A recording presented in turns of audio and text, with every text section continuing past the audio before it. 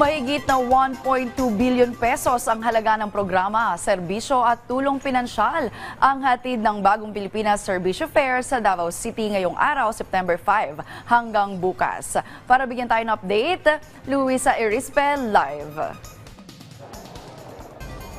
Rise and Shine Pilipinas, Rise and Shine Meiji, maagang pinilahan ng mga Davaoenyos ang paglulunsad ng ika-23 Bagong Pilipinas Serbisyo Fair dito sa Davao City ngayong araw.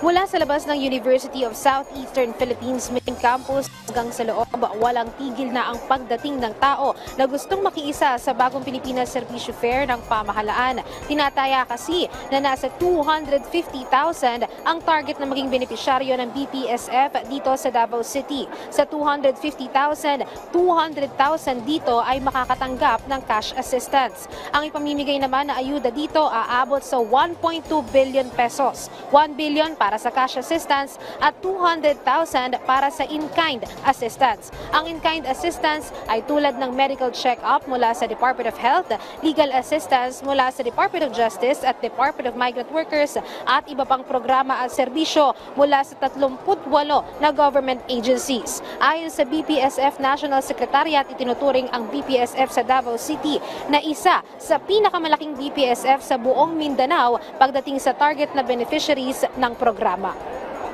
Aside from the core values that we are promoting na mabilis, maayos, maginawa at masayang serbisyong bayan, sabi din ng Pangulo, no Filipino will be left behind. I think klaro yung instruction na yon, saan mang probinsya, saan mang bayan at saan mang syudad, kung saan na kinakailangan ang Bagong Pilipinas Serbisyo Fair ay pupuntahan po ng Bagong Pilipinas Serbisyo Fair. 1 billion because again, that is the available funds for now para pwede nating ibigay sa Davao City.